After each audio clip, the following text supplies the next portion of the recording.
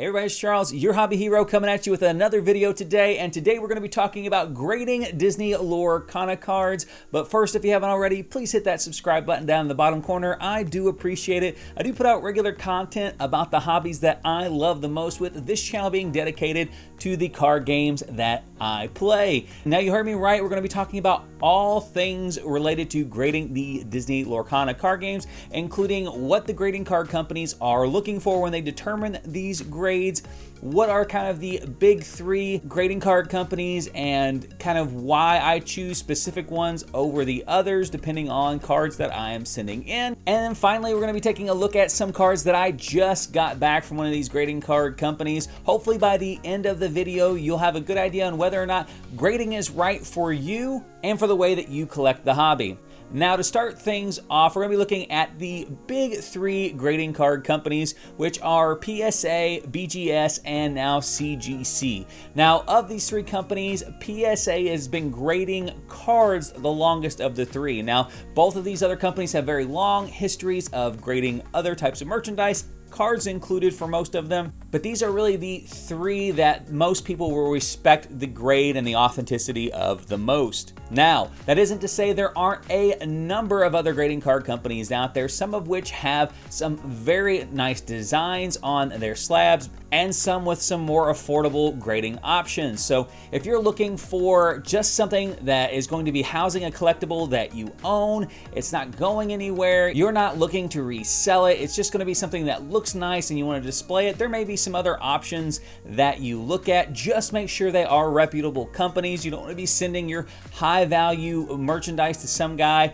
who may just decide that he wants to keep the real one and put something else inside the slab before he sends it back to you. So just be cautious, do your research on any companies that you do choose to use. For the purpose of this video, we're really just going to be looking at the big three companies that I just mentioned. But if you do have a question about a specific company, feel free to leave it down in the comment section below. Now, to start off with, we'll start with PSA, because this is widely considered kind of the go-to card grading company. And there's a couple different reasons why. As I mentioned before, they've been in the business of grading cards the longest, which makes a big deal with older collectors because they're going to want their whole collection to usually match. Now, with a card game like Disney Lorcana, we do shake that up because there is no old collection of Disney Lorcana. Now, granted, there are going to be people coming from other hobbies into Disney Lorcana, but for somebody who is just looking for a company to grade all of their Lorcana cards, this is kind of a fresh start for all three grading companies. But having said that, there will still be a small amount of premium on that, just because people who are coming from other hobbies are going to want these to match either their sports cards, their Magic cards, their Pokemon cards, whatever it is. A good chance that a large chunk of their collection is already in PSA slabs, and they're going to want the new hobby they're collecting in PSA slabs as well. Now, as far as PSA goes, they are also the softest graders when it comes to the top end of their collection. This is not me speculating. This is not my opinion. You can go and look at the criteria that they use to grade their cards, and countless examples of people cross-grading from company to company, with PSA having the higher grade cards. And that is to say, when people are collecting, they want to have the highest grade that something offers, and PSA 10s are the easiest, highest grades to achieve, which will pull a lot of collectors towards them as well. A lot of times you could have a card that's in better condition in another slab, but because it's a 9.5 or a 9, without even being graded incorrectly, could go over to PSA and still fit within their requirements to be a 10. Most people are going to opt for that 10 grade. Now, this is compared and contrast to BGS, which are widely considered to be the harshest graders out of the big three collectibles, having not one spot but two spots dedicated to the 10 spot. Their gold BGS 10 and their black label perfect 10 labels. Now, due to the harsher grading restrictions and the coveted nature of the black labels, the BGS 10s have the highest 10 values out of all the cards that are out there. So this is a grading company I usually reserve for card games that have very, very high quality standards, such as like the One Piece card game, and I avoid card games like Pokemon that have very, very low quality standards. And if you can go look at the population reports for a number of Pokemon cards through BGS, there are very, very low numbers of 10s and exceptionally low numbers of black label 10s just across the board, and you can compare those to population report numbers from PSA, who usually has very high volumes of near mint to mint cards that hit that 10 spot.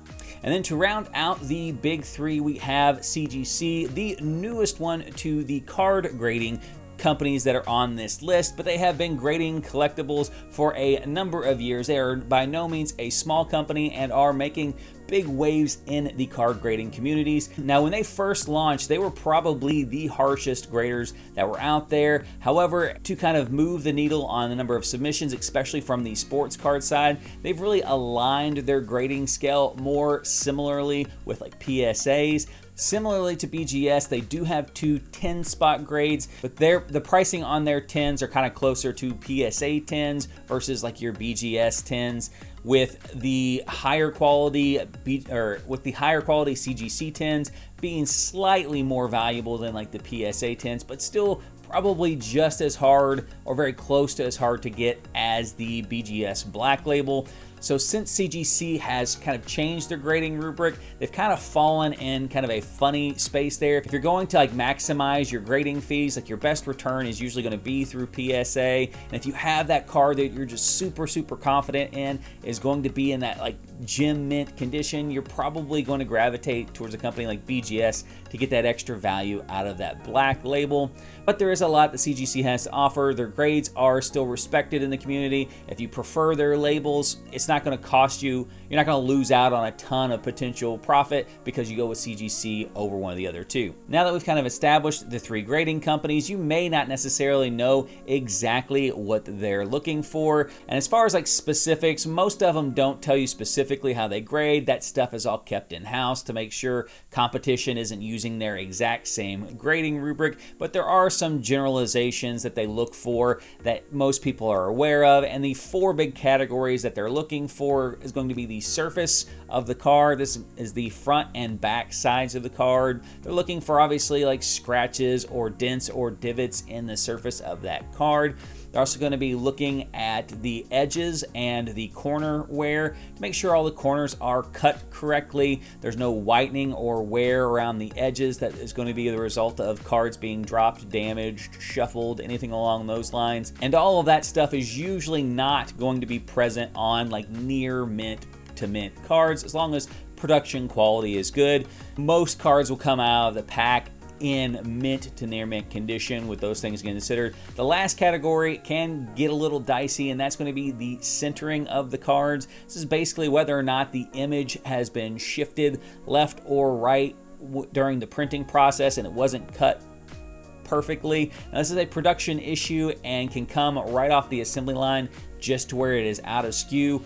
Now, most of the time on newer card games, it's not going to be so bad that it's going to knock the grade substantially, but there are some issues where the cards are just completely miscut and would fall into like the error category. The only grading card company that recognizes those miscut errors would be CGC, so that's something to keep in mind. If you have one of those that is just completely miscut and you want a slab that recognizes that error, CGC would be the way to go for that. So that's kind of like the 10,000 foot overview of the grading card process. I have used all three of these grading card companies many times over. I've submitted thousands of cards to the three companies, and depending on the card games, I'll submit those to different card companies to give them the best shot at the perceived value of that grading card. And the order that we're about to jump into is actually a BGS order that has some One Piece cards, which are known for their high quality production standards on those cards, as well as a few Disney Lorcana cards that I thought had a good shot, a 10 through BGS, and I kind of wanted to see kind of how BGS was grading the Disney Lorcana games.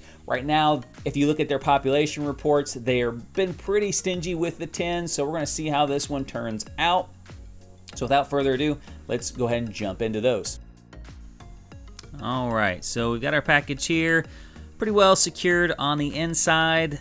A note with grading cards, I have never had any of them damaged in shipping, especially with BGS. Their cases are a little bit thicker, but do make sure you always check them. Most companies do have a policy where they will replace them free of charge if they are damaged in shipping. Again, it's never happened, but I always want to double check. Make sure we don't spoil any grades here. Okay, we've got those face down. Oh, we saw one grade there, but we'll hold that one for the end here. Glare is kind of bad. We'll see if we can do something about that glare here. Straightened up. Let's get our first card here. Now, hopefully these are all 10s and black labels. We don't want to see 9.5s on these. And we'll start with a 9.5. Let me see. I'll just turn this light off or down maybe. There we go. That's a little bit better. It's unfortunate I don't have any of the subgrades on it because BGS includes them free of charge on a 10 or better grade. So unfortunately, any of these that hit 9.5, we're not going to know what has kept them from that 9.5. Hopefully not a sign for what's coming on this order, but possibly is. We've got another 9.5 here in the Secret Yamato. Unfortunately, 9.5s are really not going to add any value over the near mint raw versions of these cards. Maybe a slight value, but not generally, especially on a card game like One Piece where the card quality is so high. And we got a 10. We finally got our first 10 here. On corners, surprisingly enough, is what kept us from getting a black label here. You don't see corners get docked on One Piece very often on unplayed cards. I definitely don't submit any cards that show any whitening, and their cuts are usually pretty consistent on the One Piece card game. So I am surprised that we got knocked on the corners there. It's unfortunate, but we may have just caught a grader on a bad day.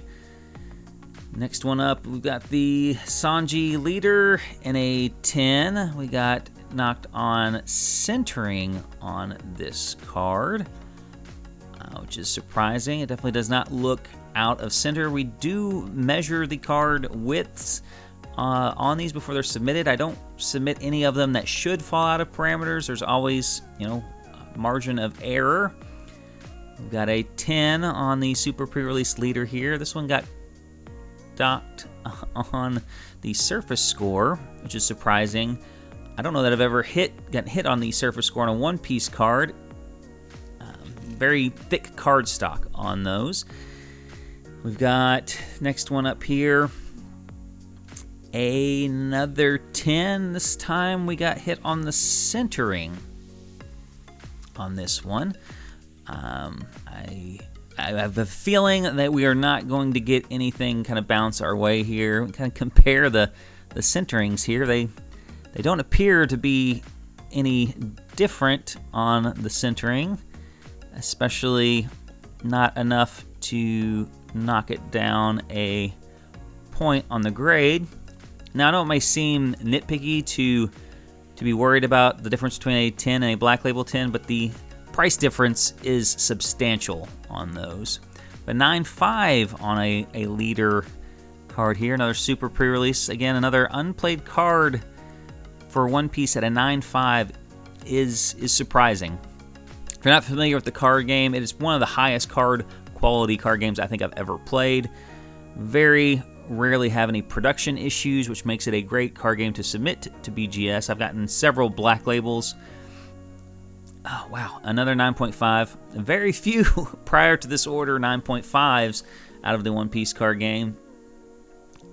Just kind of the nature of the beast, unfortunately, is sometimes you get the grader that's had a really good day and some bounce your way. Sometimes you get the grader that's not having a so good day and the grades bounce in the opposite. We got another 10. Again, another centering issue here. Centering, again, does not appear to be off, at least not enough to warrant that. Now, centering does not have to be perfect to get a perfect 10 grade. They do allow for a slight deviance. I guess this one was just over the slight deviance in their perception. Another 9.5 on a Boa Hancock parallel. Again, with the 9.5, we don't know where the grade got docked. I don't see anything on this particular card, but it is what it is. Up next is a ace. We got the 10 on this one, centering. Now the centering actually looks, more off on this one than any of the other ones, but as you can see, it's still got a 9.5 on the centering. So surprised that it fell within the same parameters. That's a big hit there. We got a Newgate and a 9.5. The leader parallel. Centering again looks like it might be a tad off on this one, if that's what it got docked for. I definitely don't see any white on the edges. We got our last one-piece card here. Oh no, there's one more one-piece card. We've got another 9.5 on the Khalifa parallel. Some of these cards are not going to be worth resubmitting. A few of these probably will get resubmitted. I don't know if I'll resubmit them to BGS or if I'll resubmit them to PSA. And that's a big hit too. The championship or participant award pudding and a 9.5. Again, centering looks perfect. No white on the edges. Very surprised to not have a whole order of at least 10s, even if we miss a black label on all of them. Does not leave me confident for the Lorcana cards that we submitted, though. And we start with a 9.5 on the Gen Con Mickey Mouse. Now, we'll note the Gen Con Mickey Mouses, while there was no real whitening on any of the edges, they all did have like a shift to the left on the back. I don't know if that was across the entire print run. I had very little luck finding any of them, either online or in person, that did not have that shift. But again, on the back, the centering can be off just a little bit. And this one's actually sitting in the case a little wonky. I don't know if it's just because the card is like thinner and it's easier to shift in the case a little bit, but tap it a little, well, yeah, it moves around quite a bit inside the case there. I think they're sealed inside as well, so I don't think there's a whole lot of opportunity for it to get like damaged or jostled around, but not ideal if you're displaying these if they're all shifted. Got another 9.5 and another one that's all crooked in the case. I would imagine, I mean, there's I think 6 of these Mickey Mouses that were submitted. They were all in, pretty much the same condition. So they're probably all going to be in the 9.5 range. If they deemed one to be in a 9.5, I don't imagine they're going to give any of them anything better. I mean, these will probably most certainly not go back to BGS. If I resubmit them at all, they'll probably be to PSA. I honestly don't know if there's even that much of a value difference between a BGS 9.5 and a PSA 10 on Lorcana. I'll take a look, especially on something like the Gen Con promos. I may just hold on to these for a while anyways. That brings us to our last two. Should be a Mickey Mouse and then a Maui Enchanted. So again, we got a 9.5 on the Gen Con Mickey Mouse. Again, that's slight shift on the back, but edges and corners were all clean. And then our Enchanted. My daughter actually opened this Enchanted. I wanted to get it slabbed for her. Would love to see, how they kind of grade the Enchanteds. This one, the centering looks pretty good on the back. Unfortunately, another 9.5, and unfortunately, it looks like the Enchanteds also slide around in the cases there. So, not a great submission from BGS. So there you guys have it. There's my order from BGS. I probably won't send many more Lorcana cards through BGS. They do seem to be really stringent on those particular cards. Now, if production quality gets better in future sets of Lorcana, that could change, but just keep that in mind if you're planning on sending them there. Right now, it's going to be probably a pretty long shot to get anything outside of that 9.5 range. But if you really like the slabs, by all means, go for it. Now, as far as whether or not grading cards is right for you, that's a decision only you can make. A lot of collectors like to display their cards or preserve their cards, and this is a great way to safely do both of those. The cost of grading, if done correctly, is pretty minimal, even on like the higher end cards, especially when you consider the cost of storing them in like snap tights and perfect fit sleeves. All that stuff has a cost as well. If you're planning on doing that with the card anyways, this is a great way to potentially add some value to those collectibles as well. Now, obviously, if you're planning on playing with these cards, grading these cards are not going to work for you.